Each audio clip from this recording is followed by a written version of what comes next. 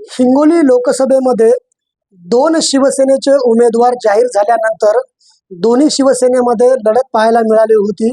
मात्र आता वंचित बहुजन आघाडीचे प्रकाश आंबेडकर यांनी डॉक्टर बी.डी. चव्हाण यांची उमेदवारी हिंगोली लोकसभेतून फायनल केल्यामुळं आता हिंगोली लोकसभेमध्ये तिहेरी लढत निर्माण झालेली आहे आणि डॉक्टर बी.डी. चव्हाण आपल्यासोबत आहेत. सर, अचानक दुहेरी लढतीमध्ये आता तिहेरी लढत पाहायला मिळते. काय पहिली प्रतिक्रिया आहे तुमची उमेदवारी जाहीर झाल्यानंतर? याला अचानक म्हणता येत नाही, कारण वंचित बहुजन आघाडीनं यापूर्वी सुद्धा या लोकसभा मतदारसंघामध्ये निवडणूक लढवलेली आहे. पहिली प्रतिक्रिया द्यायची असेल तर सदैव बाळासाहेबजी आंबेडकर यांनी माझ्यासारख्या तांड्यातल्या एक सर्वसाधारण कार्यकर्त्याला हिंगोलीची लोकसभेची उमेदवारी दिली, म्हणजे फार मोठा उपकार बाळासाहेबांचं आमच्या तमाम समाज बांधवावरच नव्हे तर तमाम दीनदलित शोषित समाजावर आहे. म्हणून बाळासाहेबांचे ऋण व्यक्त सर्वप्रथम करणं अत्यंत गरजेचं मला वाटतं. साहेब, आपण जर पाहिलं तर तुम्ही एक ओबीसी उमेदवार म्हणून आता पुढे आलेला आहात. सध्या दोन्ही शिवसेनेकडनं मराठा उमेदवार आहेत, तर हिंगोली लोकसभेमध्ये ओबीसी विरुद्ध मराठा अशी लढत होईल का? नाही, हा काही फॅक्टर महत्वाचं मला वाटत नाही, कारण जात फॅक्टर कधी राजकारणात माणसाने आणू नये. समाजकारणासाठी ठीक आहे, पण आता असं कोण म्हणते की मराठा समाजात सुद्धा बरेच 20% 25% मतदान मला सुद्धा या लोकसभा मतदारसंघामध्ये भेटणार आहे. ओबीसी भेटेल, जे काही भेटेल ते आमच्या कामाच्या याच्यावर जोरावर, आमच्या यंत्रणेच्या जोरावर या ठिकाणी आम्हाला मतदान भेटणार आहे. त्यामुळे मी ओबीसी वर्सेस मराठा आहे किंवा कोणा वर्सेस कोण आहे असं नाही. विचाराची ही लढाई आहे. आम्ही फुले शाहू आंबेडकरी विचाराचे आहोत, ते हिंदुत्वाच्या विचाराची आहे. आम्ही आरक्षण वाचवणारे, ते आरक्षण गाडणारे आहेत, म्हणून आम्ही आरक्षण वाचवायला निघालो. आम्ही बाबासाहेब फुले शाहू आंबेडकरांच्या विचाराचे लोक आहोत. हे विचाराची लढाई आहे, कारण जातीची किंवा एखाद्या धर्माची किंवा एखाद्या कोणत्या व्यक्तीची ही काही लढाई नाही आहे असं मला काही वाटत नाही. भाऊ, एक उमेदवार महाविकास आघाडीकडनं आहे, दुसरा उमेदवार महायुतीकडनं आहे, मात्र वंचित बहुजन आघाडी एकटी लढत आहे. विजयाचं गणित कसं असेल? आता आम्ही मैदानात उतरलोय अधिकृतरित्या आज, आणि मैदानातले जे काही फळ आहे ते फार ते गाजवणार आहे, आम्ही गाजवणार. आम्ही यंत्रणा, त्यांची यंत्रणा एकमेकाला भिडणार आहेत.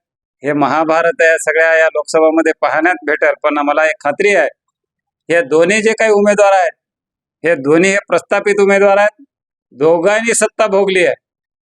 कोणी आमदार राहिले, कोणी त्याचे वडील आमदार राहिले, कोणी खासदार राहिले, एक वेळ आमदार राहिले. हे सगळे सत्ता भोगून भोगून भोगून हे काही सगळ्या समाजामध्ये यांना परिचित झालेत. हे काय करू शकतात आणि किती काम करू शकतात. आम्ही नवके उमेदवार आहोत, आम्ही गोरगरिबांचे उमेदवार आहोत, आणि आम्ही वंचित दलितांचे, शोषितांचे आम्ही एक प्रतिनिधी करणारे आम्ही उमेदवार. त्यामुळे आम्हाला खात्री आहे की हे सर्व जनता आम्हाला या ठिकाणी निवडून देईल. शेवटचा प्रश्न आहे, डॉक्टर बी.डी. चव्हाण म्हटलं की लाखोंचं मताधिक्य घेणारा उमेदवार. आता या लाखोंचं मताधिक्य विजयामध्ये रूपांतर कसं होणार आहे? विजयाची नांदी तर जवळपास आपण पत्रकार आहात आणि सगळी जनता यांना या ठिकाणी सुज्ञ आहे असं मानणारा आम्ही एक कार्यकर्ता आहे, आणि मला खात्री आहे की मला या टोटल लोकसभा मतदारसंघामध्ये, हिंगोली लोकसभा मतदारसंघातला प्रत्येक गावातलं घर मला माहित आहे. माझ्या पायाला भिंगरी असल्यासारखं मागच्या 1997 पासून आजच्या तारखेपर्यंत मी या लोकसभा मतदारसंघामध्ये हिंडतोय.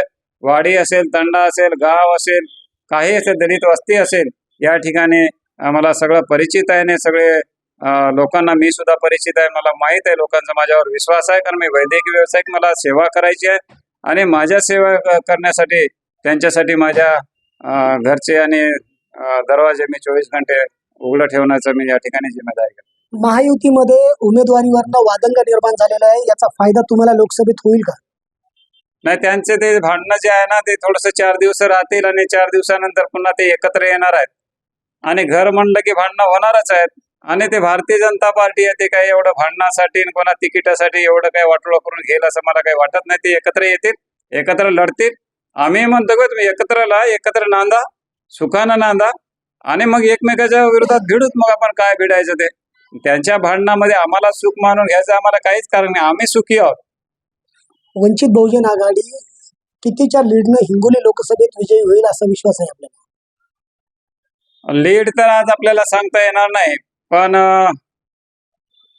ताकदवर म्हणणाऱ्या, देशामध्ये सत्ता गाजवणाऱ्या, या आरक्षणाला हात लावणाऱ्या आणि फुले शाहू आंबेडकरांच्या विचाराला चालणाऱ्या पक्षाला मात्र हिंगोली लोकसभा मतदारसंघामध्ये फुले शाहू आंबेडकरी विचार या ठिकाणी मातीमोल केल्याशिवाय राहणार नाही आणि या ठिकाणी हिंगोली लोकसभा मतदारसंघावर वंचित बहुजन आघाडीचा झेंडा फडकवल्याशिवाय आम्ही राहणार नाही, एवढे सगळे ताकद आमच्या कार्यकर्त्यांनी या ठिकाणी झोकून दिलेली आहे. नक्कीच, थँक्यू. तर हे होते डॉक्टर बी डी चव्हाण.